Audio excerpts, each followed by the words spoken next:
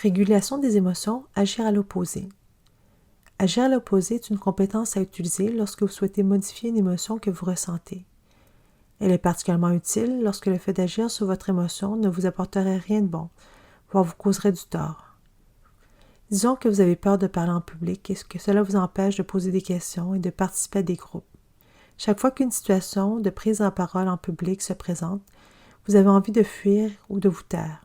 Une façon de surmonter cette peur serait de faire le contraire de ce que vous voulez faire en prenant la parole et en participant au lieu d'éviter. Agir à l'opposé est la même idée, et vous pouvez utiliser cette compétence pour toute émotion que vous souhaitez modifier. Pour pratiquer agir à l'opposé, identifiez d'abord l'émotion que vous voulez changer. S'agit-il de la peur, de la colère, de la tristesse, de la honte, de la jalousie? Vous devez peut-être vous mettre à l'écoute de votre corps pour identifier ce que vous ressentez exactement. Avez-vous envie de pleurer ou votre corps est-il lourd? C'est peut-être de la tristesse.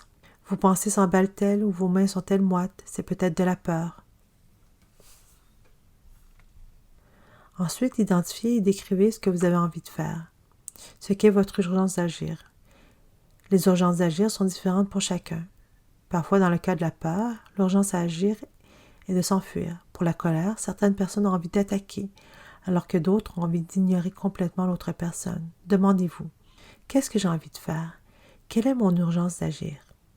Ensuite, identifiez les actions opposées à vos urgences d'agir.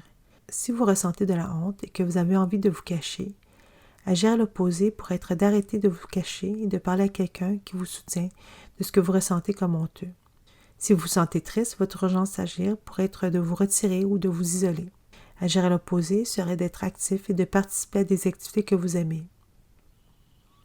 Pour que l'action opposée fonctionne, il est important de faire l'action opposée complètement, avec vos expressions faciales, votre posture, vos pensées, votre façon de dire les choses.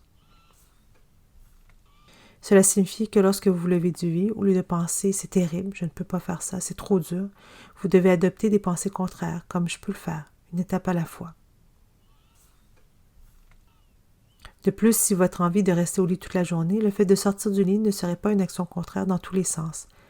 Ramenez vos épaules en arrière, mettez-vous en action en quittant la maison, en faisant une promenade ou en parlant à un ami.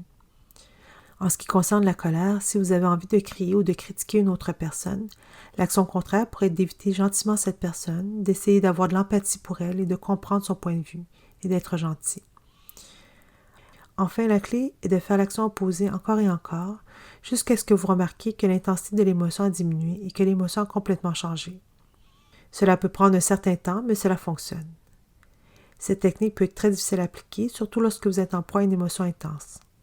Allez-y étape par étape. Rappelez-vous, lorsque vous voulez modifier ce que vous ressentez, identifiez l'émotion. Décrivez vos urgences d'agir. Identifiez les actions opposées à vos urgences d'agir. Agissez à l'opposé complètement et répétez ces actions jusqu'à ce que votre émotion change.